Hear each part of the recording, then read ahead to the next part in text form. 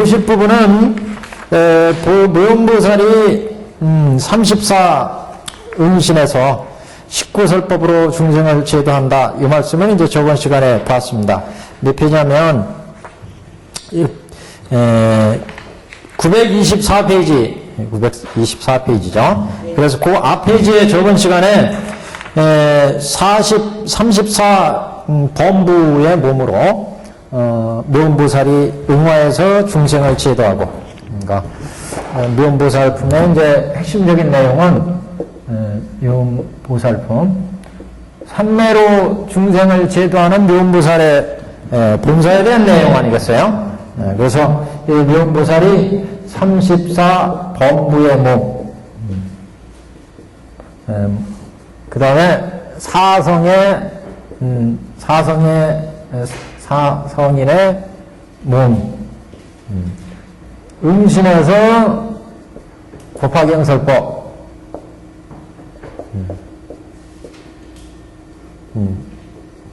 설법의 숫자로는 19설법이다. 이렇게 보통 볼 수 있죠. 19설법. 뒤에 이제 관세음보살품도 마찬가지예요.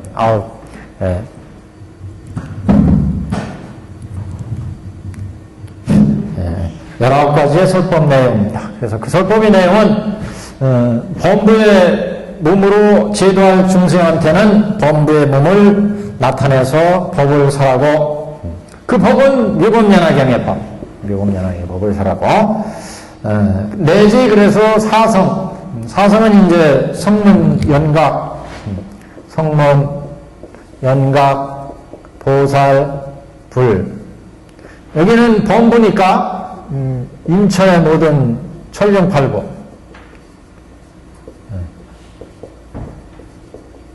그러니까 이건 육도 사생이죠. 육도의 중생입니다. 육도의 중생들을 34 범부의 몸으로 나타내서, 그러니까 우리 주위에 이렇게 보시면 누가 무용보살 응신을 오셨는지도 몰라요. 이렇게 나한테 깨달음을 주기 위해서 성인의 또는 성문이나 연각이나 보살이나 부처의 몸으로 응화해서 중생을 제도하시기 위해서 오신다.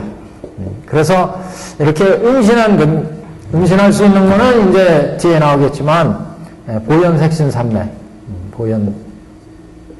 색신삼매, 이건 이제 색신의 변화 아니겠어요? 색신의 변화.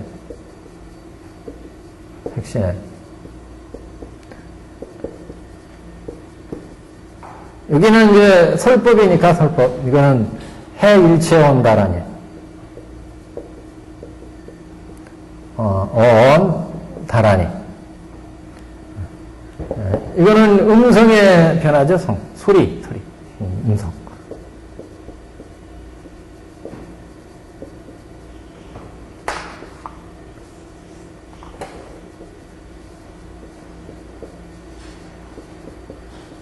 음성의 변화.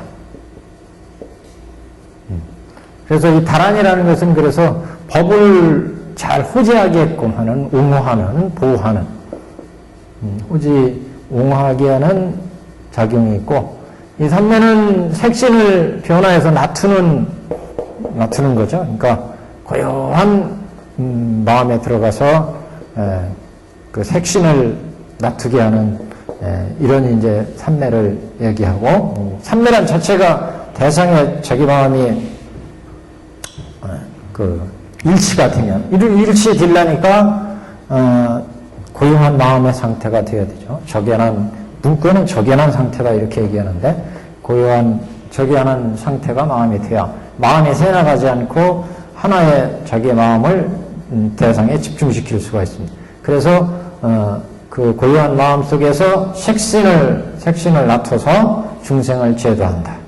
여기는 이제 그 부처님의 법을 설하게 되는데, 그런 음성의 변화다. 설에서 법이 유지되고 호지될 수 있도록 옹호하는 역할을 다란이가 한다. 그래서 해일체다 어언다라니는 일체 어언을, 일체 그 말을 다 이어해서 중생한테 법을 설하면 그 법을 듣고 중생들이 참 이해할 수 있게 이렇게 하는 그런 다라하니. 그래서 미운보살이 이렇게 34 범부의 몸과 사성인의 몸으로 응신하면 보현색신삼매로 결국 나타서 응신하게 되고, 그 나타서 응신해서 법을 설하게 되면, 응신은 일체 핵신삼매로 법화경의 설법, 19설법은 해일체원다란이로 이렇게 나타서 설법을 통해서 중생을 제도한다. 미운보살이. 이건 뒤에 관세음보살과 똑같습니다. 뒤에 가는 관세음보살.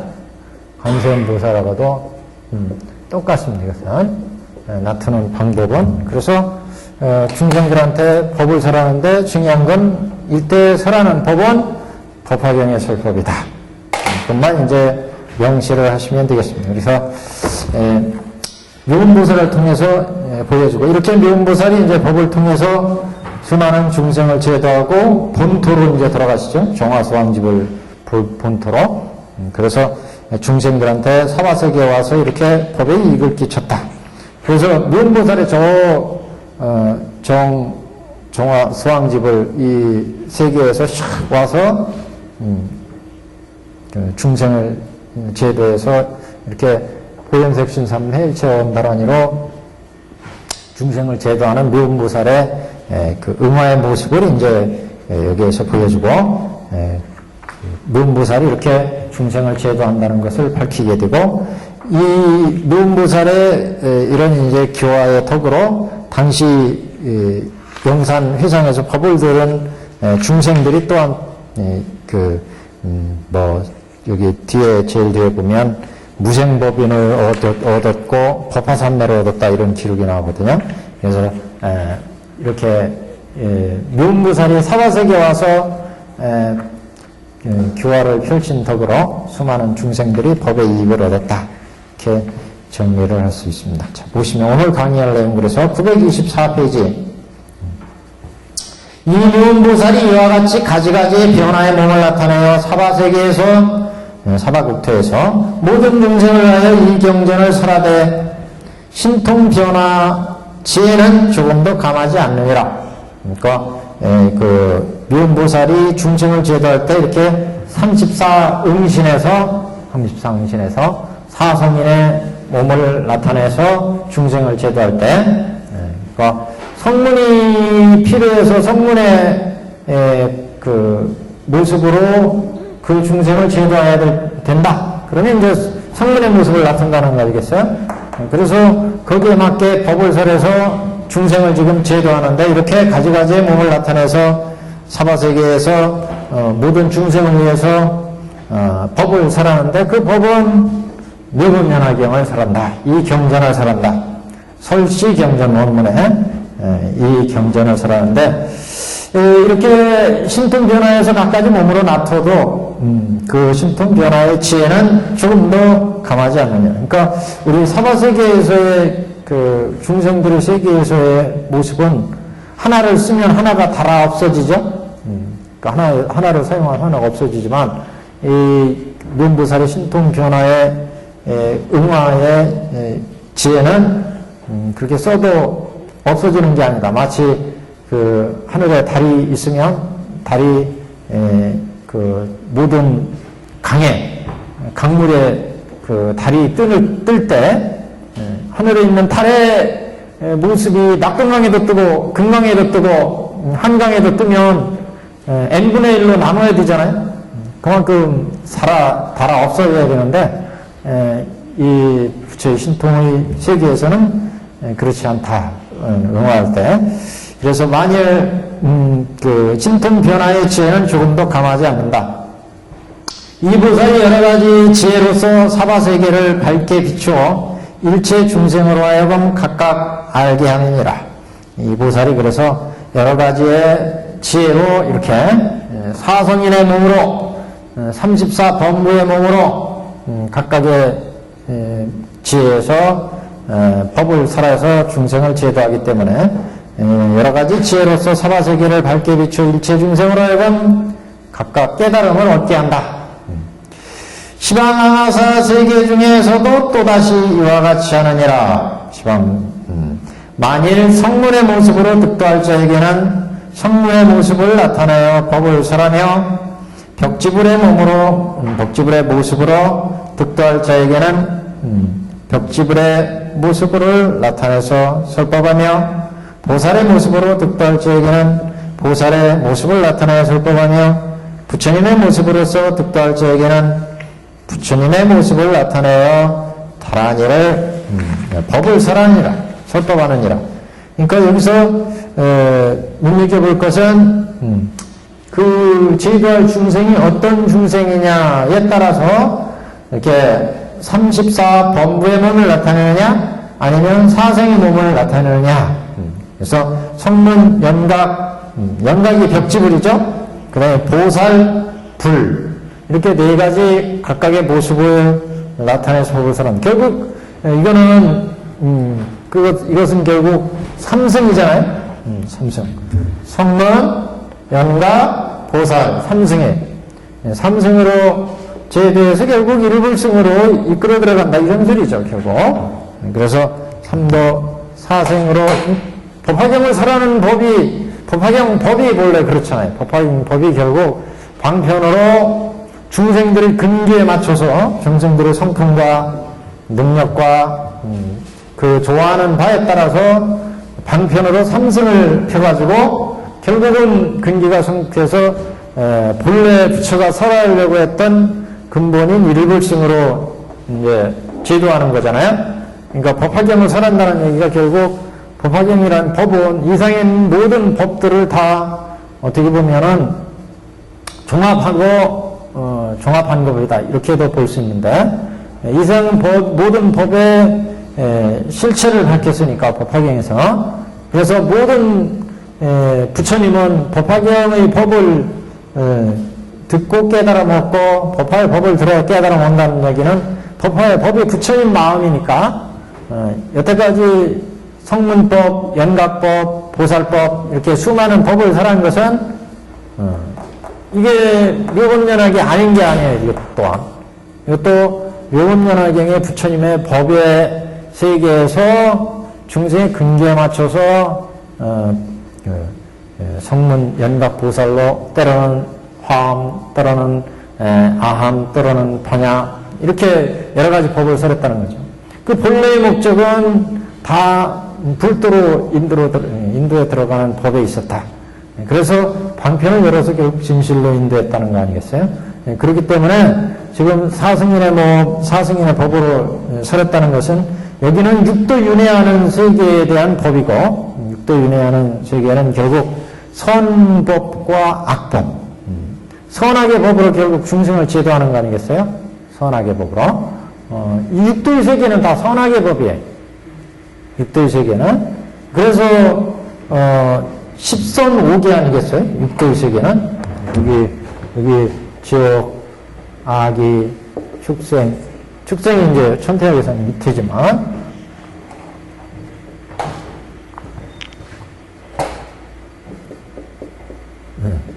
아기 그 다음에 수라, 인, 천 그러니까 육도인인데 육도인 그 다음에 이게 성문, 연각, 보살, 불 아니겠어요? 이게 사성 아니겠어요? 사성. 육도윤회의 세계는 결국 중생의 차별심에 의해서 살아가니까 세상을 인식하는 건 다 차별에 의해서 인식이 되잖아요. 뭐 이거와 이게 다르면은 이거와 이거는 색깔도 다르고 모양도 다르고 크기도 다르고 재질도 다르고 이것과 이것이 다르다는 차별상이기 때문에 서로의 구별이 이루어지는 거죠. 그래서 그렇게 해서 인식을 해요. 여기 있는 사는 중생들은 사바세계 중생들은 이거는 이거다르의 여러 가지 재료와 혼합된 비율과 압력과 불의 힘과 이것도 마찬가지고 그런 작용에 의해서 이거같이 만들어지고 이거같이 만들어졌어요. 그래서 이것의 구별은 이것과 이게 다른 건 이건 플라스틱 재질이고 이건 새고 모양도 이렇고 글씨도 이렇고 색깔도 이렇고 각각의 차별에 의해서 이렇고 그러니까 이 세계에서는 모든 것을 다 차별상으로 차별하게 인식을 하기 때문에 이 사람이 짓는 소원한 것도 사람마다, 천인마다, 수라마다 그 사람의 또 불의에 따라서 짓는 선업과 악업, 선업과 악업. 이거에 의해서 이 세계는 이루어져요.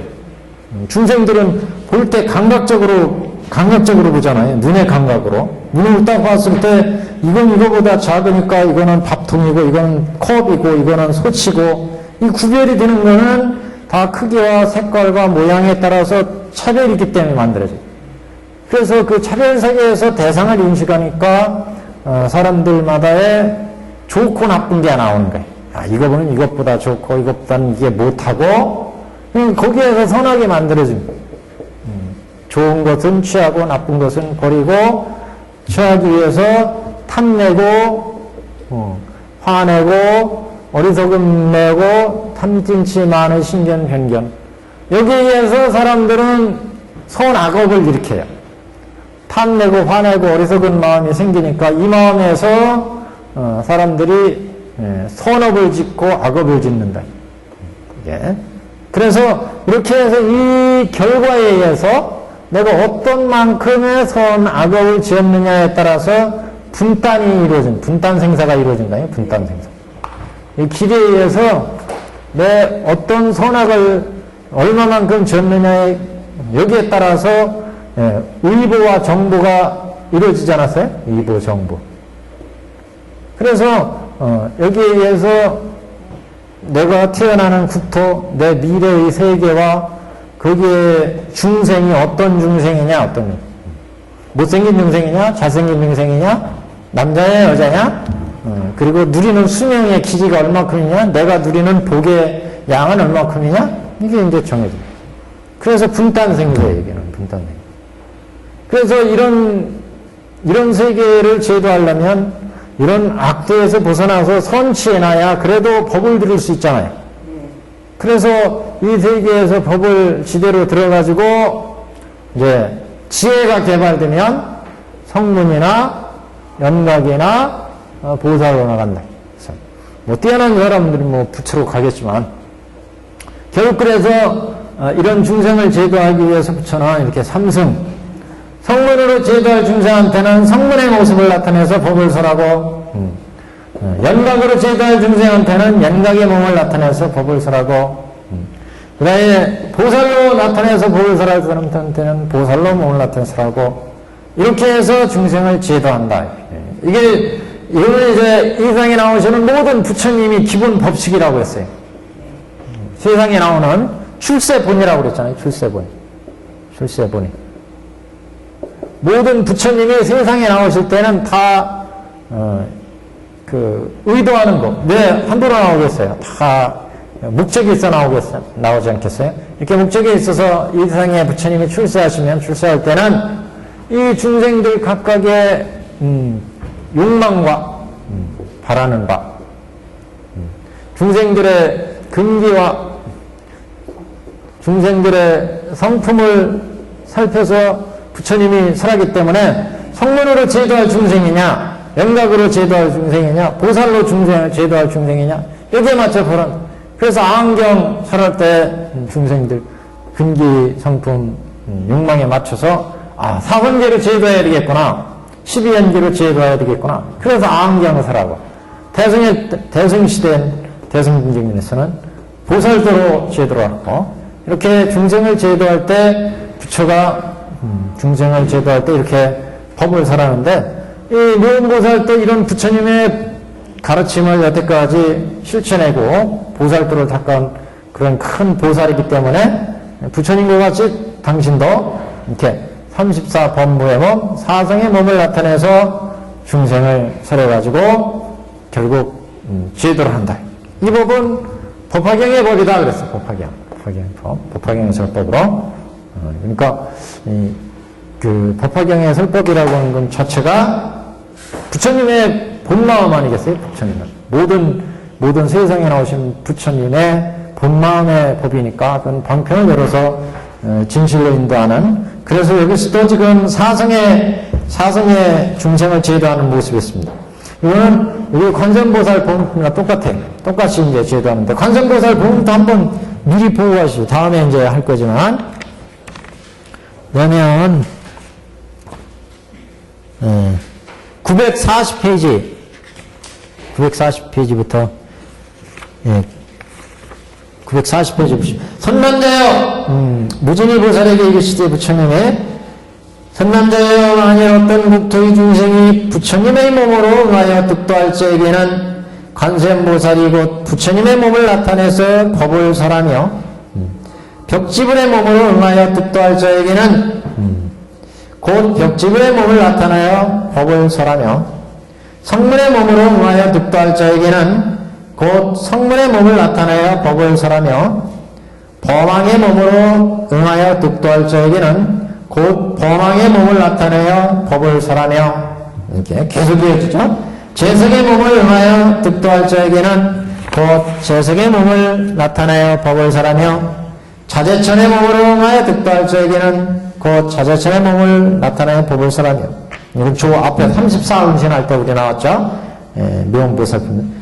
이렇게 쭉 가가지고 비구비구니 해서 944페이지에 가면 직근강신의 응하여 득도할 자에게는 곧 직근강신을 나타내어 법을 설하느니라. 이렇게.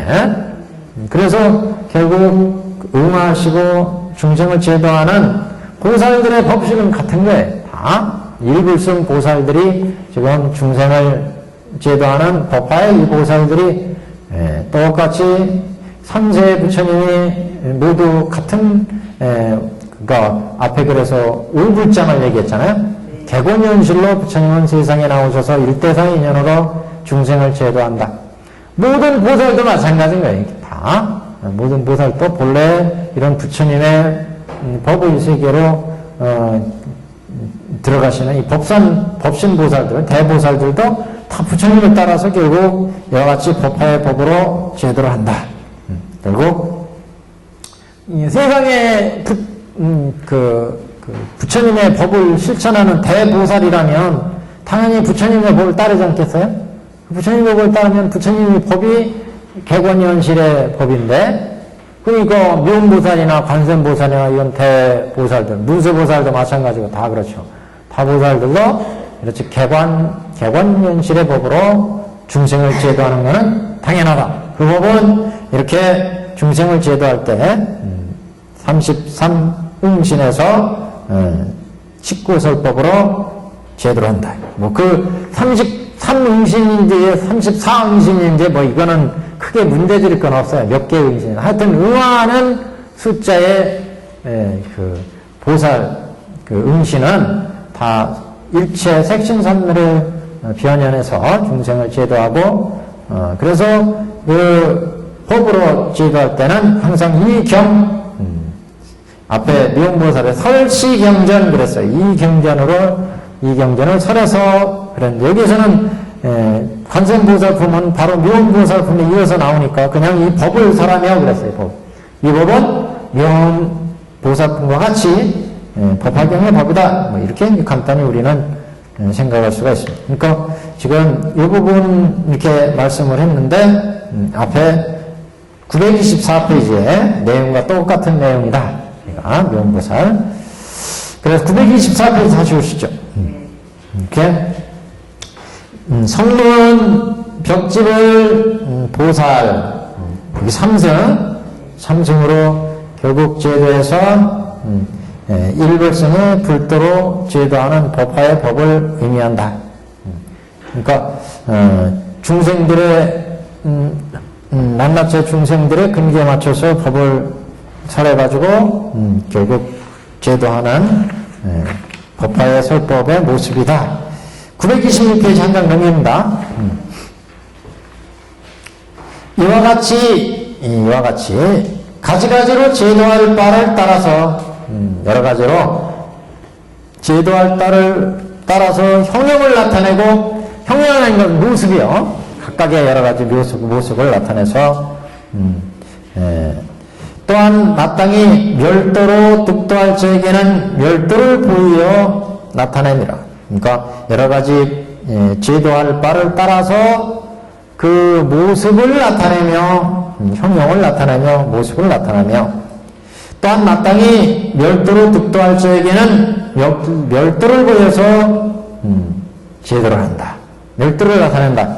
멸도를 그러니까 뭐 중생에 따라서 각가지 법을 설하고 중생에 따라서 출가하는 모습을 보여야 된다. 그럼 출가하는 모습을 동료의 모습을 보여야 된다. 그러면 어린 소년의 모습을 보여서 전에 그 공자님 말씀에 그런 말씀이 있었던 것 같은데 세상에 어떤 사람들이든 다 그 사람에 대해서 뭐 배울 점이 있다. 배울 점. 코 흘리게 어린애한테도 우리가 배울 점이 있어요. 아무리 못난 사람일지라도 그 사람의 각각에는 다 좋은 점이 있고 우리한테 배울 점이 다 있어요. 그렇게 된다면은 어떻게 그 나보다 못나고 저 어리고 그런데 내가 배울 점이 있느냐? 우리 그 불교하고 결합해서 보면 그 사람도 다 불성이 있어요. 착한 불성. 그래서 그런 불성에 있어서 각가지 뭐 지금의 법화적으로 해석한다면 지금의 모습은 어린아이고 동남 동녀고 그렇지만 다 불성을 가지고 있고 그 중생들도 다 성불할 가능성이 있고 또 그래서 현재는 동네의 모습이지만 이 사람도 다 깨달아서 부처가 될 사람이에요. 그런 입장에서 볼 때 현재 그 사람이 착한 모습을 보이고 나한테 그 배울 점이 있다면 다 받아들여야죠. 어린아이한테도 순수한 어린아이의 마음이 우리한테 필요하다. 그럼 그 마음을 받아들여야 돼요. 그 어린아이가 어떤 나쁜 짓을 한다. 그러면 깨우쳐줘야 되지만 그 각각의 행동에 있어서 배울 점이 있으면 다 배워야죠.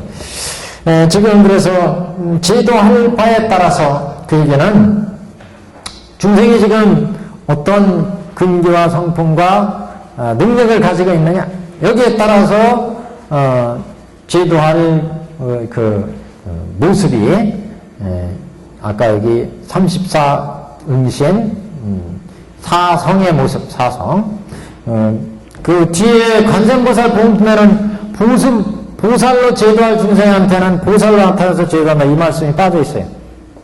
여기는 묘음보살품에 지금 있지만 그게 그 자세히 보시면 관세음보살 아까 몇 페이지죠? 940페이지에 보시면 관세음보살이 곧 부처의 몸을 나타내서 법을 설하며 그랬죠?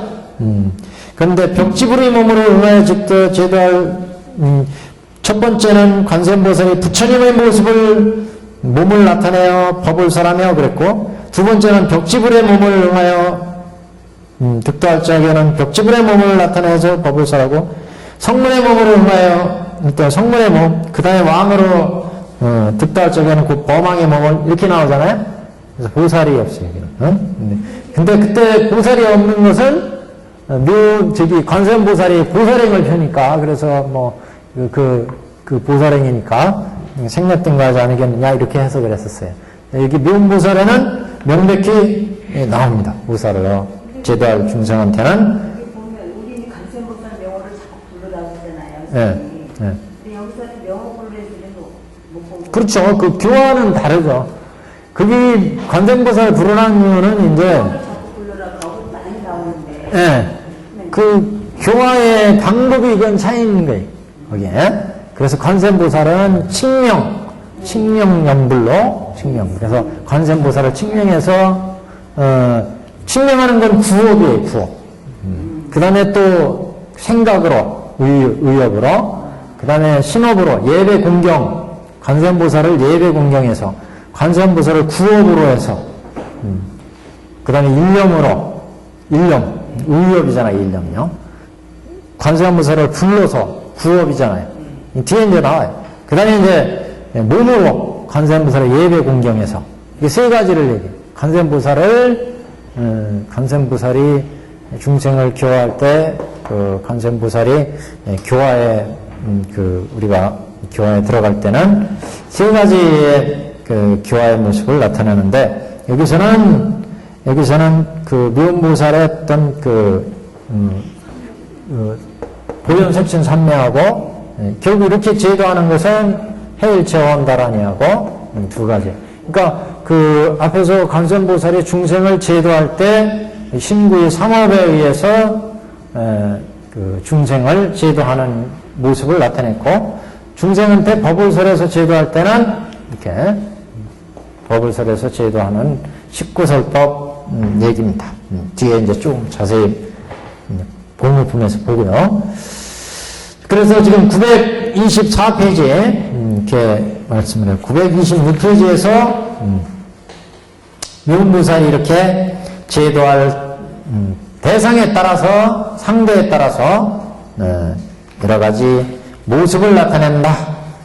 이제 문제는 그럼 이렇게 모습을 나타내고 법을 설할 때 어떤 공덕이 있어서 이렇게 훌륭한 34응신하고 그 다음에 그 중생의 근기에 맞춰서 훌륭한 법으로 식구설법으로 중생을 제도할 수 있느냐, 이걸 이제 여쭙게 됩니다.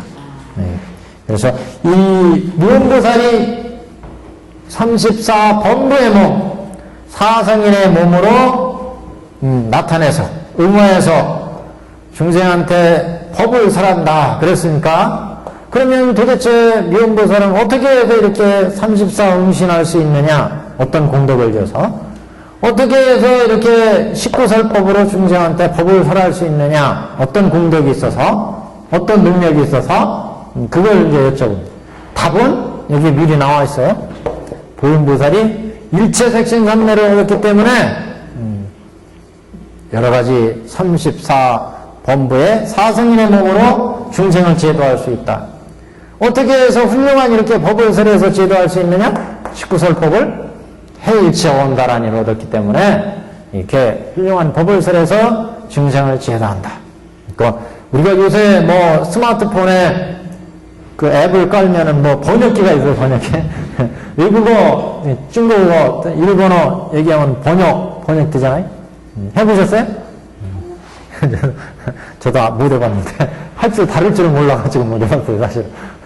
근데, 이게 어떻게 보면 스마트폰에도 불성이 있나요? 불성이 있나, 이거? 뒤에 우리가 나중에 이제 이 스마트폰도 이거 일종의 로봇 아니겠어요? 로봇. 불성을 짓고. 여기다 인공지능 넣고, 뭐 여러 가지 하나, 이것도, 로봇도 불성이 있나요? 뭐, 언제 누가 이렇게 그런 얘기 한 것 같은데. 뭐, 요새 무슨 꼬맹이들 마징가젯 그러면 막, 이게 막 여러 가지로 모양으로 막 변화하잖아요, 변화. 예? 이게 색신삼매도 여러 가지로 변화해가지고, 제도할 중생에 맞게 변화를 해요. 이 법화경 보고 이거 누가 베낀 거 아닌지 모르겠어요. 음성도 그 상대에 맞게 여러 가지 말을 할 수가 있어요. 그 해일체원인 다란이 이런 다란이를 얻어서 미혼보살이 이 사람은 중국 사람이다. 그러면 샬라샬라로 중국말로 그 다음에 뭐 미국 사람이다 그러면 그 영어로, 영국 사람이다 그러면 영국식 영어로 불란서 사람이다 불란서 말로. 그러니까 그 사람이 알아듣겠죠. 알아듣게끔 각각의 법문을 설해가지고 제대로 한다, 그런 말씀 지금요. 그러니까 이게 어떻게 현대 과학으로 이걸 표현하려니까 번역기가 나요. 다국어 번역기, 다국어. 그래서 어떤 말이든 딱 들으면 여기다 우리 인간이 할 수 있는 모든 말을 다 자료를 여기다 딱 넣으면 그 상황에 맞게 얘가 프로그램을 잘 짜가지고 넣으면 얘가 샬라샬라 하는 거야, 얘가. 그러니까 사람들이 결국 이거 따라간 거 아니겠어요, 이거? 따라간 머리. 그 사람이 뭐 법화경을 봤는지 안 봤는지는 모르지만 그 사람도 불성이 있으니까 법화경 안 봤든 간에 우리가 볼 때는 전생에 법화경을 했는지 하여튼 다국어 번역기를 만들어냈고 마징가젯 뭐 로봇을 만들어내고 뭐 이런 것들 다 어떻게 보면은 보현색신삼매의 어떤 그런 경제의 모습이다. 제가 뭐 경강부에서 말씀을 했지만 하여튼 그래서 지금 제도할 모습에 따라서 득도할 사람에 따라서 모습과 법문을 설한다. 두 가지. 자, 화덕이요. 화덕보살입니다. 926페이지 상단. 화덕보살의 무언보살이 대신통력과 큰 신통력과 지음을 성취한 그 일이 이와 같습니다. 미운보살이 왔지 큰 신동력과 지혜를 얻었기 때문에 이렇게 응신설법이 가능하다. 그때 화덕보살이 부처님께 말씀을 하되 이제 도대체 미운보살이 그러면 어떤 산매 어떤 공덕이 있길래 이와 같이 훌륭한 모습과 설법이 가능합니까? 이걸 이제 여쭤보려고 그러는. 그래서 그 미운보살이 어떤 경지를 얻었습니까? 이걸 이제 여쭈려고 그런 거죠. 그때 화덕보살이 부처님께 말씀하되 세존이시여 이 미운보살은 깊은 성근을 심었나이다. 세존이시여 이 보살이 어떤 산매에 머물러서 능히 이와 같은 처소에 이와 같이 있는 처소에서 변화를 나타나여 중생을 제도하여 해탈케 하시나이까. 어떻게 해서 미운보살이 이렇게 재주가 뛰어나게 중생을 제도할 수 있었습니까? 어떤 공덕을 지어서 어떤 산매에 들어있어서 자, 그 미운보살에 대한 질문을 화덕보살이 한 겁니다. 부처님께서 화덕보살에게 이르시기를 선난자여 그 산매의 이름은 현일체색신이라. 밑줄 쫙 끊으면 현일체색신 산매. 앞에도 여기서 나옵니다. 현일체색신 산매이니라. 미운보살이 이 산매 중에 있어서 능히 이와 같이 한량 없는 중생을 유익되게 하느니라. 산매 중에 있어서 이 현일체색신 산매 속에 있어서 그러니까 미운보살이 수많은 수행을 닦아가지고 고요하고 적연한 경지를 얻었어요. 고요하고 적연한 경지에 들어가면 이렇게 실상의 경지를 딱 깨닫게 되기 때문에 그래서 적연하다고 하는 것은 현재 중생들이 보는 이 차별상의 안목이 아니에요. 중생들은 여태까지 우리가 지은 업이 있기 때문에 볼 때마다 대상에 대해서 차별되게 본다. 아, 이거는 검은색이고 이런 형체로 가져가 있고 이런 모습이니까 이건 TV고 이건 리모컨이고 그래서 이거보다 이게 더 좋고 이렇게 차별해서 그래서 이건 가지고 싶고 이건 싫고 뭐 이런 감정이 탐진치가 일어나는데 요건 이제 현상적으로 볼 때 모습이었고 요거 이제 본체를 보면 야 이것도 인연으로 만들어진 요 새와 플라스틱과 형광 유리판과 압력과 열과 그 인연으로 이렇게 만들어진 거구나. 그래서 이렇게 이런 인연으로 만들어진 거니까 이것은 무상하구나. 이렇게 인연에 만들어져서 인연에 의해서 우리가 만지고 떨어뜨리면 깨지고 부서지고 그러면 성주개공을 거치. 인연으로 만들어졌으니까 인연을 만들어서 이렇게 성 이루어졌고 또 인연에 의해서 깨지고 부서지면 일정한 기간 주하다가 교회 부서지고 또 이렇게 인연에 들면 이제 아예 없어져요. 그냥 저기 재활용센터에 딱 들어가면 수리해서 쓰든가 아니면 너무 부서졌으니까 이거 부속만 쓰자. 그래가지고 빼가지고 저쪽에 쓰고 이쪽에 쓰고 그럼 나중에 다 없어져 버려. 공이다. 성주개공이다. 그래, 이 세상의 모든 존재들은 책상도 마찬가지잖아요. 지금 이렇게 여러 가지 저 밖에 어디 외국에 큰 나무, 좋은 나무가 있으면 나무 잘라가지고 가공해서 지금 이렇게 의자가 만들어졌어요. 한참 쓰고 닳아서 없어지면은 다리 한쪽이 부러지면 이어서 쓰다가 그것도 안 되면 이쪽 해체해서 저 의자 또 수리해서 쓰다가 그러면 이거 다 없어지잖아요. 성주개공입니다. 이거 마찬가지예요. 태어나서 여러 가지 인연에서 딱 만들어져가지고 이렇게 인연해서 먹고 자고 싸고 먹고 자고 싸다 보면 기계가 망가지니까 병원에 가서 이쪽도 고치고 저쪽도 고치고 하도 안 되면 이제 도저히 안 되겠는데요. 그러면 뭐 할 수 없이 어떻게 하겠어요. 그래, 그게 다 성주개공 생로병사다. 다음에 인연으로 만들어지니까. 이렇게 인연을 만들어지니까 다 성주개공의 공하구나. 우리 인생도 생로병사 이렇게 공하구나. 연기무자성 공을 봤다는 거죠. 공하구나. 나도 공하고 너도 공하고 이 세상이 모두 공하구나. 이렇게 보면 성문연각 아니겠어요? 성문연각이에요. 우리 중생에서는 그냥 이 볼 때, 이게 인연을 만들어서 이거 재산 목록 2호 이건 이렇게 값어치가 있고 이건 내 재산이고 이렇게 보는 건 손아갑에 의해서 이거는 현상의 모습이고 그 지혜로 이걸 밝게 비추보니까 연기부자성 공이구나.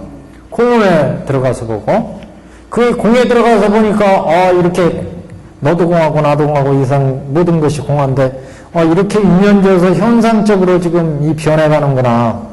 현상적인 모습이 있는 거구나. 이걸 거꾸로 이렇게 관찰하게 되면 이건 가의 모습이고 이게 여시상, 여시성, 여시체, 여시력, 여시작, 여시인, 여시본말 구경 등이구나. 이렇게 보면 실상을 보는 거예요. 실상을 보는 거예요. 이렇게 실상을 보는 마음이 들면 현상적으로 볼 때마다 이게 이렇게 만들어서 비싸고 좋고 내 값어치가 얼마고 여기에서 마음이 움직이잖아요. 탐진치에서. 내 욕심에 의해서 화내는 마음 탐진치에 의해서 이 세상이 움직인다. 근데 벌써 이게 연기부자성 공이구나. 공이구다. 그러면 탐진치가 사라져버려. 그 고요한 적연한 마음이 된다. 적연한 마음. 중생들은 항상 차별심으로서 옆에 훌륭한 차, 요새 제가 차한테 필링이 꽂혀가지고 차 지나가면 예사로 안 보여. 이제 운전면허 따가지고 차를 볼 때마다 저거 그 마음이 이렇게 동하는 거예요. 이게 동하는 거예요. 중생심은 다 그래요. 옆에 내 빌딩이 요만한데 옆에 어마어마한 빌딩이 들어섰어요. 그럼 여기서 예사로 보이겠어요. 저 안에는 어떻게 만들어졌을까? 돈이 얼마 들어갔을까? 값어치가 얼마나 될까? 마음에 동하는 거예요, 이거는요. 내가 지금 뭐 가장 정도밖에 안 되는데 누가 옆에 사람이 국장이 됐어요. 그럼 마음이 가만히 있어요? 그 사람의 국장은 어떤 의자에 앉아 있을까? 부리는 사람은 얼마나 될까? 받는 월급은 얼마일까? 이게 다 마음이 움직이는 거예요. 근데 그게 다 연기무자성 공이다. 국장도 공하고 나도 공하고 재산도 공하고 건물도 공하고 다 공하다. 그렇게 보면 이런 탐진치 마음이 안 생기는 거예요. 그러니까 조견해지죠. 그렇게 공에 들어가서 가로 나와서 중으로 들어가. 모든 게 여시상, 여시성, 여시체, 여시력, 여시작, 여시본말구경 등이구나.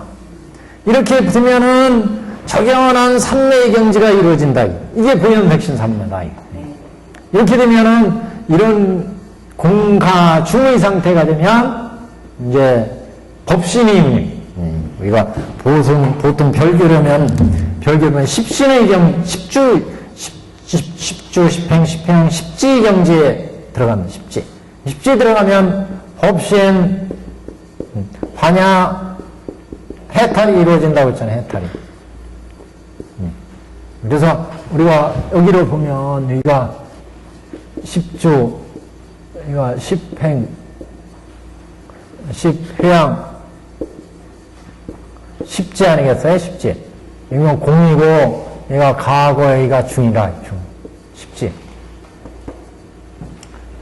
여기 가고. 이 공에 들어가면서 견옥과 사옥이 끊어지니까 견사옥이. 견사옥이 끊어지니까 이런 현상에서 내가 이해하는 이건 내 재산이구나, 이건 내 명예구나, 내 권력이구나, 이게 마음이 막 동했는데 이게 공에 들어가면서 끊어지고 또 현상의 가를 이해를 해.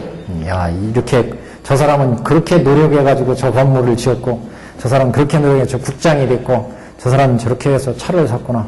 이걸 이해를 해. 현상을 다. 가의 세계. 또 중으로 들어가면 저 국장도 여시상, 여시성, 여시본말구경등이구나. 나도 여시상, 여시성, 여시본말구경등이구나.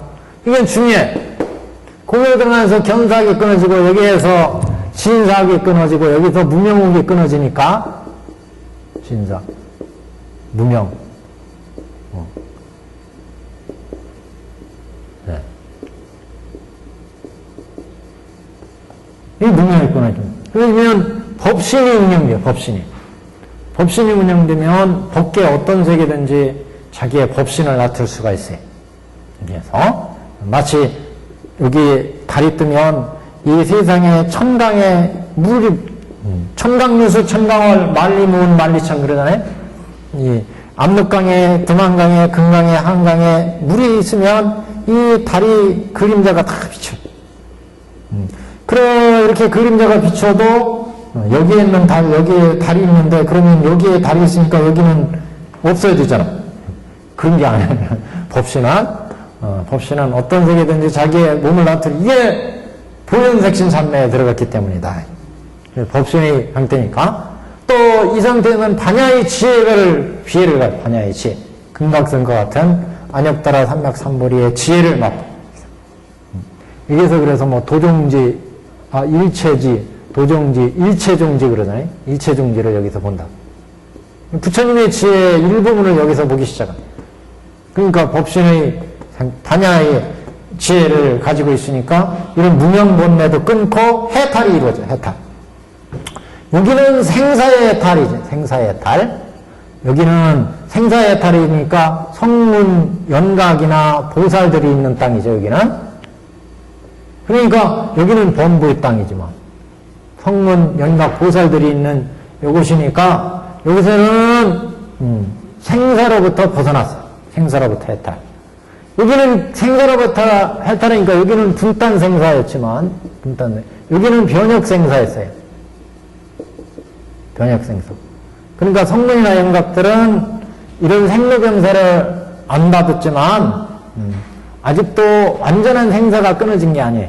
여기는 자기가 날 수 있는 곳에 보살들이 중생을 제도하기 위해서 자기가 날 수 있는 곳에 태어나고 습기를 살려가지고 그래서 이런 변혁 생사를 완전히 분단과 변혁을 다 여의면 이게 부처의 세계라는 거죠. 그래서 완전한 해탈이 이루어진다. 이러한 부처의.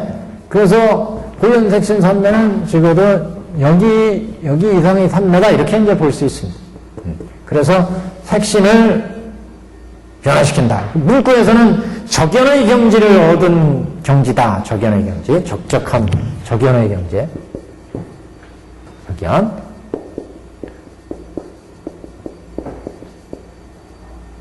적연한 경지. 고유하고 적적한 그런 상태니까. 중생의 상태에서는 여기 중생에 대한 끝없이 탐진치가 일어나지만 그게 공이고 가이고 중인 것을 보니까 고유하고 적적한 경지죠. 그 상태 들어가니까 보현색신 삼매가 가능해지고 이 상태에서 이제 중생을 제도하려니까 법계에 놔둬가지고 어떤 세계든지 여기 범부의 세계 이게 34응신이죠. 34 천인이나 인간이나 천룡팔로나 34응신하고 또 여기 중생을 제도하니까 성문연각 부처 사성으로 여기 상태에서 이렇게 응할 수가 있다. 이렇게 응신할 수가 있다. 그래서 보현색신 삼매는 이렇게 그리고 이제 이 세계에 나가서 이 중생한테 법을 설해야 되니까 이건 소리의 변화. 그래서 그 법을 지키고 그 법을 중생들한테 호지해서 그 중생들한테 설하니까 이게 소리의 변화다 이렇게 이제 봤어요. 그래서 실상의 그런 지혜를 유지시키는 이런 작용, 음성의 변형이다. 이거는 일체색신 삼매는.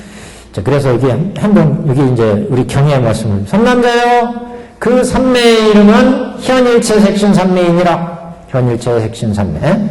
무음보살이 이 삼매 중에 있어서 능히 이와 같이 한량없는 중생을 유익되게 하느니라. 결국 이 현일체색신 삼매도 크게 보면 법화삼매예요. 법화경에서 보면 뒤에 그래서 법화삼매를 얻었느니라 이렇게 끝나요.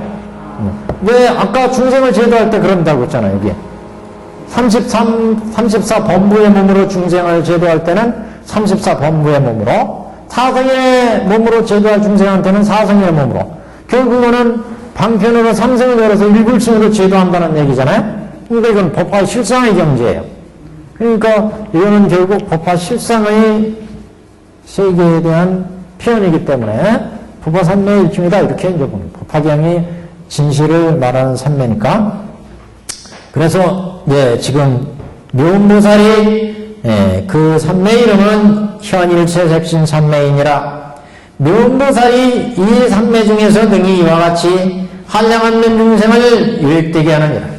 이게 34응시엔 19설법으로 중생을 제도하니까 한량없는 중생한테 불효는 그렇지만 법계는 이렇게 엄청난 법계 아니겠어요? 네. 육도윤회 이 세계 각각의 축생의 세계에 가면 얼마나 무량하겠어요. 아기, 수라, 인천 뭐 헤아릴 수 없는 중생의 세계인데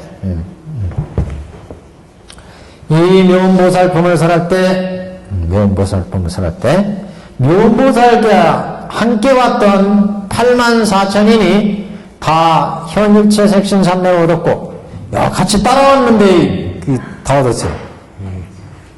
근데 너무 이거 저기 경을 설하실 때 너무 인심을 쓰시는 것 같아요. 어떻게 따라왔는데 듣기만 해도 그냥 뿅 다 현일체 색신 경전이지만 너무 이거 인심을 후하게 쓰시는 것 같아요.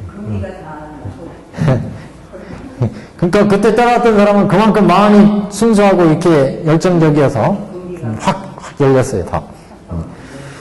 예, 묘보살과 함께 왔던 84,000인이 다 현일체색신 삼매를 얻었고, 이 사바세계에 한량없는 보살들도, 이 사바세계는 지금 묘보살이 이쪽 세계로 오셨잖아요. 정화수왕집을 국토해서. 그러니까 이 사바세계에 지금, 영축산 도량, 영축산 도량의 사바세계에 한량없는 보살도 또한 이 삼매와 다란이를 얻으리라. 다란이를 얻었대. 다란이를 얻음이라. 그러니까 참여했던 법에 참여했던 대중들이 삼매와 다란이를 묘보살이 가지고 있는 삼매와 다란이를 얻었다. 그때 묘보살이 석가모니들과 다보탑에 공양을 마치고 본국토로 돌아가니 이게 보시면 지금 그 모든 보살들 그러니까 앞에 그 정문에서 예를 들어 화강을 선물한 사리불 같은 경우도 부처님의 법을 깨닫고 부처님이 숙이 줄 때 무슨 말씀을 했냐면 이 사리불은 앞으로 내 법을 지금 깨달았기 때문에 앞으로 수많은 보살들을 닦고 수많은 부처님을 뵙고 찬탄하고 공경하고 공양하고 그리고 마침내는 불도를 이루리라. 그 부처의 이름은 화강열애가 될 것이다. 이랬어요. 그때 공양하고 공경하고 찬탄하고 이런 얘기가 나와요. 그 모습이 지금 묘보살한테 다 있어요. 그죠? 와가지고 부처님께 소병손이 하셨습니까? 공양하고 그게 찬탄하고 예배드리고 근데 지금 끝날 때 뭐라고 했어요, 지금요? 지금 묘보살이 석가모니불과 다보탑에 공양을 마치고 그랬어요, 공양을 마치고. 그러니까 공양을 마친다는 얘기가 찾아와서 지금 인사드리고 소변 하셨습니까? 그 다음에 법문 듣고 교화 펼치고 다 했잖아요? 이게 다 공양이죠. 법공양. 부처님께 법 듣고 지금 우리가 생각하는 거 그냥 공양물을 드리고 돈을 올리고 이것만이 공양 아니라 보살 때는 행하는 전체가 다 공양, 법공양이고 지금 법을 듣고 법을 설했어요. 이것도 공양이에요. 법공양. 그래서 지금 묘보살이 석가모니불과 다보탑에 공양을 마치고 본국토로 돌아가니 지나가는 모든 나라가 6가지로 진동하고 오실 때 6중 진동했죠. 그래서 이 사바세계에 있는 대중들은 묘보살이 샥 왔는데 오는 걸 몰랐잖아요. 그래가지고 어떻게 왔는데요? 물어보니까 부처님이 묘보살한테 다시 한번 보여줘라. 그래가지고 승루비대로 보여줬어요. 저거 정화수왕집을 해서 정화수왕집을 국토해서 묘보살이 대중들과 함께 탁 사바세계로 오는데 땅이 육종 진동하고 꽃비가 날리고 오는 국토마다 묘보살이 쫙 해가지고 사바세계에 와서 연화대를 딱 만들어서 연화대 속에 탁 묘보살이 앉아있고 대중들이 와서 탁 같이 따라온 대중들이 보살들이 그 다음에 대중들이 부처님께 이제 이 사바세계의 법문 들으려고 와가지고 부처님께 예배드리고 다보열애께 예배드리고 그 다음에 보살끼리 문수보살이나 여기 화덕보살이나 인사하고 그리고 지금 이와 같이 묘음보살품을 설했어요. 묘음보살의 교화력을 지금 부처님이 설하셨잖아요. 그래서 이렇게 설법이 이루어졌어요. 이렇게 설법이. 이게 결국 공양이다. 그래서 이렇게 다보불탑에 공양을 마치고 묘음보살이 온 것도 이 사바세계에서 벌어지는 법화설법을 듣기 위해서 온 거 아니겠어요? 다보열애가 솟아올라 있고, 그래 법을 듣고 설법이 이루어지고, 그리고 이제 공양을 마치고, 그래서 본국토로 돌아가니 지나가는 모든 나라가 다시 6가지로 진동하고 보배의 연꽃이 비 내리듯 하여 100천만억의 가지가지 기약을 지으니라. 굉장히 화려해요. 정말. 그러니까요. 지금 화려하다고 말씀하시는 건 지금 상상력이 거기까지 가셨어요. 야, 오는 모습이 지금 붙이고 하늘에 천악이 울리고, 그 천악을 들어보셨어요? 그 열심히 자꾸 생각해보세요. 그러면 하늘의 음악을 들을 수 있어요. 오케스트라보다 화려하고 미묘한 향기가 나고 그래서 이런 모습을 사바세계에 있는 중생들이 그때 부처님 설법하실 때 서품 설법할 때 들었잖아요. 부처님 이게 영추론 선생님 다 부처님 설법 듣는데 동방 1만 8천 세계를 빛으로 딱 비추니까 그 속에서 부처님 설법하는 음성이 내가 들렸어요. 여기 있는 대중들이 설법한 모습이 보였어요. 실제 그 음성과 모습이 다 들리고 보였어요. 그런 걸 다 여기 대중들한테 느끼게 해줬어요. 지금요. 그러니까 지금 묘음보살이 저기서부터 오는데 꽃비가 날리고 음악이 막 들리고 땅이 일종 진동하고 막 지금 촥 오고 갈 때 들으셨죠? 못 들으셨어요? 그렇게 얘기했는데 못 들으시면 안 되죠. 여하튼 그 산내에 딱 들어가셔가지고 하여튼 지금 그래서 이렇게 진동하고 보배의 연꽃이 비 내리듯 내리며 100천만억의 여러가지 기약을 지었다. 기약이 울렸더라. 어느덧 본국에 이르러 정화소왕집을 불국토에 다다랐다는 거죠.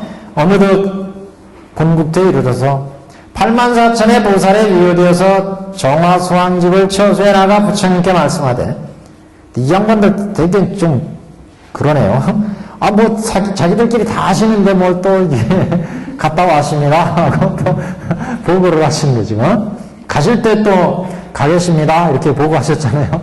지금 오셔서 다시 또 정화소왕불 처소에 나아가 부처님께 말씀하되, 세존이시여, 세존은 여기서는 정화소왕지불이죠. 우리 세계에서는 석가모니 부처님이 세존이지만, 세존이시여, 제가 사바세계에 가서 중생을 유익케 하고 석가모니 불과 다보불탑을 칭견하고 예배 공양하였으며, 또 문수사리 법왕자 보살을 보았고 야광보살 등 야광보살, 또 득근정진력 보살, 득근정진력 보살, 득근정진, 득근이에요. 그러니까 이거 어떻게 보면 이게 이 보살의 이름인데 글자 해석으로 보면 득근정진보다는 득근정진, 근정진은 부지런히 정진하는 것을 얻은 그런 정진력을 얻은 보살, 이렇게도 이제 해석이 가능한데, 그 다음에 용시보살, 이름입니다. 득근정진력 보살, 야광보살, 득근정진력 보살, 득근정진력 보살, 이렇게 해석이 되면은 용시보살 등을 만나 보았으며, 또한 이들 84,000의 보살로 하여금 현일체 색신삼매를 얻게 하였나이다. 그러니까 그 휘성에서 이 묘음보살에 대한 법문을 함으로 해서 이 법을 들은 대중들이 현일체 색신삼매를 얻다. 그러니까 이게 무슨 얘기예요? 지금 이 정화소왕지불의 세계를 이제 부처님이 광명을 쏴서 쫙 보여줬죠. 서품으로 다시 들어가면 서품에서 부처님이 무량일체 삼매에 딱 들어갔죠. 들어가서 그 삼매의 경지에서 빛을 참 해가지고 동방 1만 8천 세계를 비춰줬어요. 그래가지고 그 속에 대중들이 보이고 설법이 들리고 거기에 성해졌는데 영축산에서 이 대중들은 지금 어떤 경제예요? 지금 부처님이 보여준 무량일체 삼매에서 보여준 경지를 이 대중들이 보고 듣고 느끼고 있어요. 그 얘기는 결국 이 대중들도 부처님이 지금 이 무량일체 삼매에 들어가서 그 삼매의 경지, 실상의 경지를 보여줬어요. 그거를 이 대중들이 지금 보고 듣고 맛보고 있죠. 그러니까 이 사람들도 이 같은 실상의 경지를 지금 보고 듣고 이 경지에 어떻게 보면 들어갔다고 볼 수 있죠. 그래서 나중에 이 법문을 진행하면서 대중들이 모조리 다 깨달음 얻었잖아요. 처음에는 사리불이 나오고 4대 제자가 수기를 받고 뒤에는 항모화까지 모조리 다 받잖아요. 지금 여기까지 이렇죠. 본문에 왔어요. 본문에 와서 묘음보살이 여기 대중들이 지금 딱 앉아있는데 영축산에 묘음보살 보면 설하죠? 동방 108만 항하사 뭐 저쪽 세계에 탁 비추니까 여기에 정화서왕집을 부처님 세계가 나타나요. 그래가지고 그 산매 속에 이 묘음보살이 나를 초청하는 부처님 시그널이구나, 신호구나. 그래 여기에서 인사드리고 탁 왔어요. 와가지고 대중들이 어떻게 왔는지 모르는데요. 그러니까 딱 보여주니까 여기에서 그 기약이 울리고 육정진동에 촥 오더라. 그걸 봤어요. 그 얘기는 지금 이 사람들도 이 부처 삼매에 움직이는 이게 부처님의 삼매의 경지 아니겠어요? 삼매의 경지. 삼매의 경지에서 보여줬고 그 삼매 속에서 이 양반들이 싹 왔어요 지금. 그 과정을 봤어요. 그러면 그 삼매에 들어갔다는 얘기죠. 그러니까 지금 묘음보살이 와서 설법이 이루어졌고 가르침이 들었는데 이 대중들이 똑같이 묘음보살과 같은 현일체색신선을 얻었다는 거 아니겠어요? 그러니까 이해가 되시죠? 얻은 거죠 확실히. 이 대중들도 이 모습을 왔다 갔다 하는 모습을 딱 봤으니까 그 경지는 지금 이 삼매에서 이루어진 거예요. 그죠? 어떻게 보면 이게 빛을 딱 비추니까 1만 세계 앞에 서품에서 부처님이 무량의체 삼매에 들어가서 실상의 경지를 보여줬어요. 대중들이 그 경지를 보고 듣고 이렇게 했는데 똑같이 여기에서 지금 삼매 빛을 딱 광명을 보여주니까 그 삼매 속에서 정화성지불이 움직이는 모습을 딱 보여줬어요. 그래서 대중들이 그 과정에서 묘음보살이 와서 설법을 하시고 그 다음에 쭉 가는 모습이 지금 또 나오잖아요. 가는 모습이 본국토로 들어가니 이번엔 슬로비도 안 보여줬는데 안 거예요. 그죠? 이 삼매를 지금 느끼는 거죠. 이게 지나가는 모든 나라가 6가지로 진동하고 보배꽃이 비 내리듯 내리더라. 그리고 본국에 들어가서 보고를 하는데 정화서왕지불이 경과보고를 하잖아요. 부처님께 제가 서마세계 다보열에 석가열에 빚고 왔습니다. 그러면서 지금 얘기를 하는데 그래가지고 이들이 지금 그때 만나본 사람들이 문수사리, 득근력, 정진, 용시보살 만나뵀는데 이렇게 뵙고 공양 공경하고 이렇게 옴으로 해서 이 84,000의 보살들이 현일체 삭신 삼매를 얻었다. 여기에 이 과정을 보고 듣고 느낀 사람들은 어떻게 보면 이 삼매를 다 얻은 거죠. 이번에는 이 정화성집이 슬로비도 안 돼주고 샥 갔는데 땅에 육정 진동하고 기약이 울리더라. 삼매 움직임 속을 지금 봤다는 거 아니겠어요? 그러니까 여기에 있는 대중들이 충분히 아마 경제를 삼매의 경지를 느꼈겠죠. 그러니까 지금 묘음보살이 보고할 때 정화성집을 보고할 때 제가 이런 보살들을 만나보았고 이들 그 회상에 있는 84,000의 보살들이 현일체색선 삼매를 얻었습니다. 이렇게 보고합니다. 묘음보살이 얻은 보현색신 삼매 이게 현일체색신 삼매예요. 이게 나타낸다. 보현은 두루 나타낸다. 현일체색신삼. 일체색신으로 모습을 나타내는 산매. 같은 산매. 보현색신 산매. 그래서, 지금, 이들 84,000의 보살로 하여금 연일체색신 산매를 얻게 하였습니다. 이 묘보살 내항통을 살할 때 42,000의 천자는 무생법인을 얻었고, 천자는 42,000의 천자들은 무생법인을 얻었습니다. 무생법은 생사를 했다라는 그런 경제를 얻었고, 화덕보살은 법화산매를 얻었습니다. 화덕보살이 묘보살의 일을 질문을 드렸잖아요. 부처님께 묘보살이 그렇죠. 어떤 공덕을 지었길래 저렇게 훌륭한 모습으로 저 정화서왕집을 해서 사바세계로 샥 왔습니까? 이렇게 여쭤봤어요. 그래서 그 묘보살의 내용을 묘보살품을 설법이 이루어지게 했기 때문에 그 공덕이 이제 아주 크다. 화덕보살이. 그래서 화덕보살이 부처님께 세존이시여 이 묘보살은 깊은 성문을 심었나이다. 이 보살이 어떤 산매에 머물러서 능히 이와 같은 처소에서 변화를 나타내어 중생을 제도하여 해탈케 합니까? 이렇게 여쭤봤기 때문에 그 묘보살에 대한 이제 그 법을 설하게 됐기 때문에 이 화덕보살이 이제 그 공덕이 입었다. 그래서 화덕보살은 법화산매를 얻었느니라. 법화산매. 법화산매 그래서 일체 이런 경지를 모두 그 포괄해서 법화경의 실상의 경지를 깨닫는 산매다. 이렇게 이제 볼 수가 있습니다.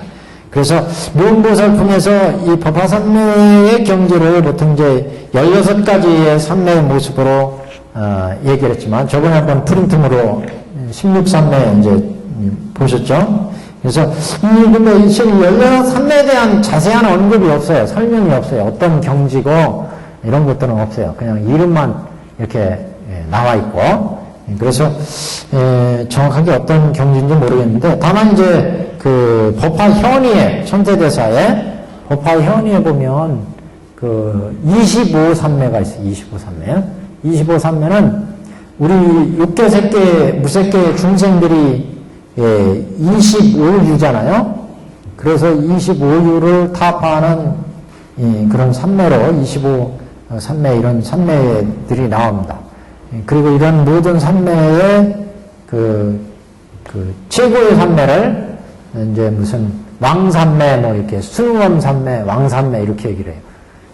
그 왕산매, 순원산매가 법화경에서는 어떻게 보면 법화산매다 이렇게 볼 수 있습니다.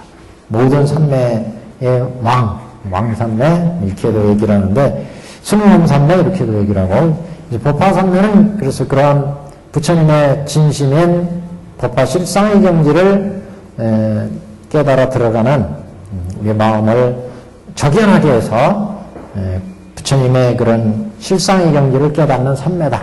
이렇게 이제 보시면 되는데 이 법화산매는 따로 이제 수행법으로 천태대사나 해사대사가 이걸 법화경의 수행으로 닦는 법을 이제 만들었습니다. 해사는 그래서 법화경 안락행이라는 수행법을 만들었고 법화경을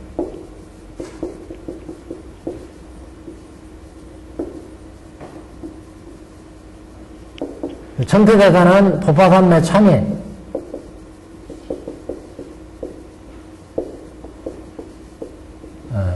수행법을 만들어서 법화 실상의 경지를 깨닫는 이런 산매를 닦는 법이죠. 산매를 닦는 법.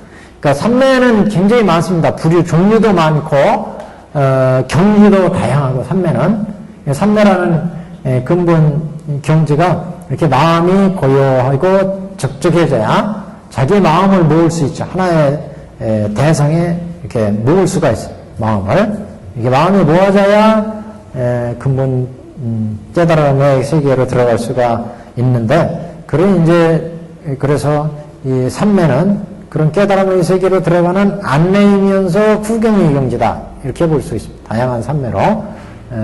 그래서 그런 수행하는 방법을 이렇게 천태와 해사가 개발을 했는데, 해사가 이 법화산매 안락행을 만들어서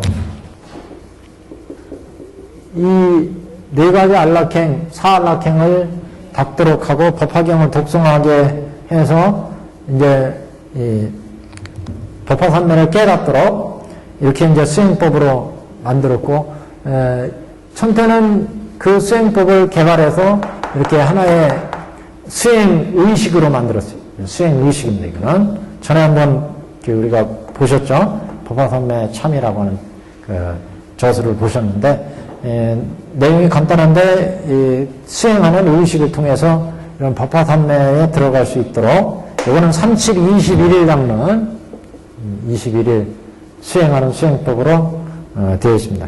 이거는 반행 반좌산매. 반은 앉아서, 반은 움직이면서 반행 반좌. 산매의 방법은 천태대사가 수행하는 그 위의 자세에 따라서 상행산매, 상행산매는 여기 존상이 있으면 이 존상을 돌면서 계속 연부를 하잖아요. 이건 상행이에요. 항상 움직이면서 하니까 항상 움직이면서 연부를 산매에 들어가는 이게 이제 상행산매. 그 다음에 이제 상좌산매. 항상 앉아서 선정에 쫙 들어가는 거. 좌선 인망에서 산매에 들어가는 걸 상좌산매. 산매 방법을 이렇게 마하지관에서 4가지로 얘기를 합니다. 그 다음에 이제 반행 반좌. 반은 움직이고 반은 앉아서 수행하는 거. 반좌. 법화경은 반행 반좌에 속해요. 그래서 법화경 수행은 그래서 앉아서 수행하다가 졸음이 오거나 또는 마음이 잘 안 모아지면 반행 상행상자로 전환을 해서 수행을 한다. 그래서 반행반. 그 다음에 비행비자산매. 이건 수자이산매라고도 하죠. 수자이산매. 여기에 상관없이 그때의 상황에 따라서 수행을 닦도록 하는 산매 방법입니다. 그래서 4가지, 골격은 2가지. 상행이나 상자가나 반행 반자가나. 그래서 이 법화산매는 37, 21을 닦는데 다만 이제 법화경 독송을 같이 겸하고 있습니다. 수행 의식에 맞춰서 하되 독송을. 그래서 독송을 통해서 한 구절 한 구절을 음미하면서 부처님의 법문을 음미하면서 그 뜻을 음미하면서 독송해 나가도록. 그러니까 뜻을 이렇게 독송해 나가려니까 한자보다는 한글로 하는 게 더 유용할지 몰라요.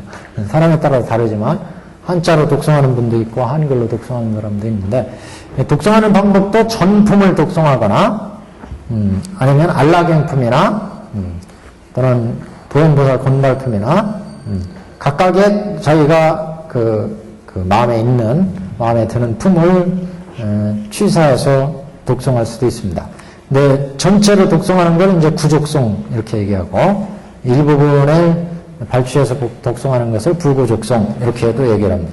네, 이렇게 수행하는 것은 이제 전문적인 수행에 들어갔을 때 얘기고, 일반적으로 우리가 법화경 독송할 때 열심히 독송하면 뭐 고요한 마음의 경지가 열리고 거기에서 산매가 나타나기도 하고 여러 가지 현상, 뭐 사경을 하면서도 그런 사경의 공덕으로 산매가 만들어지기도 하고 뭐 여러 가지 공덕이 생기기도 하고, 마찬가지로 법화경을 독송하고 실천하면 이 경에는 26회 가면 법화 오법사 다란이 주가 있죠. 그래서 십나찰이라든가 지국천왕이라든가 보현보살이라든가 수많은 신들과 보살들이 이 법화의 법을 옹호하고 호지하겠다, 지키겠다, 이런 서원을 세우고 다란히 주를 하고 있어요. 그래서 법화경을 실천하는 사람들은 자기들이 보호해준다. 신중들이. 그래서 법화 오법사 수호 다란이가 있는데, 그래서 그런지 몰라도 법화경을 독송하면 이렇게 쉽게 감흥도 많고, 또 산매도 다른 경 독송하는 것보다 나을 수도 있고 나을 수도 있어요. 항상 가능성으로 얘기하죠. 그래서 이 법화경 옛날부터 독송하는 사람도 많고 그랬는데 천대대사는 저번에 말씀드린 것처럼 야광보살 본사품에서 깨달음을 얻은 것으로 이렇게 되었습니다. 경을 읽다가 쫙 읽어오다가 그러니까 이 사람들은 한문을 이 중국 분들이니까 한문을 읽으면서 그 뜻을 직접 알지만 우리는 그 뜻을 모르고 또 이 경을 독송할 때는 좀 어려움이 있을 수 있어요. 그런 때는 한글로 독송하면서 읽어도 괜찮으라고 생각이 듭니다. 여하튼 이렇게 해서 묘보살품을 봤습니다. 이 묘보살품과 뒤에 나오는 관세음보살품을 보면 다 일불승 삼매행을 얘기한다. 삼매행. 네, 삼매 고행을 얘기합니다. 그래서 삼매를 통해서 불토에 들어가는 모습을 보이는데 묘보살품도 이렇게 34범부의 몸과 19설법으로 중생을 제도하는 모습이었는데 뒤에 관세음보살품을 보면 33응신 19설법으로 중생을 제도한다. 그래서 관세음보살은 어떻게 보면 법화경 신행에 법화경 신행을 어떻게 할 것인가 거기에서 굉장히 좀 모범적인 모습을 보여주는 그런 법문이다. 이렇게 볼 수가 있죠. 우리 인간 사이에서 가장 마주치는 비근하게 마주치는 이런 7가지 난리. 그래서 칠난, 물난리, 불난리, 바람난리 이렇게 삼재를 비롯한 도적, 원적, 원수 이런 각가지 난리들에 대해서 관세음보살의 위신력으로 그런 난리들을 물리치고 그 다음에 관세음보살의 설법으로 교화설법으로 불도에 들어가는 이런 이제 법문으로 되어 있습니다. 그래서 관세음보살품은 딱 떨어져요. 딱 떨어져요. 그래서 칠란삼독 이구양원 칠란삼독 이구양원에서 관세음보살의 교화 모습이 나오고 그 관세음보살의 교화에 의해서 일불승으로 들어가는 설법으로 관세음보살의 용화에서 설법할 때 33응신 19설법으로 중생을 제도한다. 이것만 이제 딱 기억하시면 됩니다. 관세음. 그래서 다음 시간에 시작하죠. 다음 시간에 관세음보살 부문품 이제부터 강의를 시작하십니다. 오늘 여기서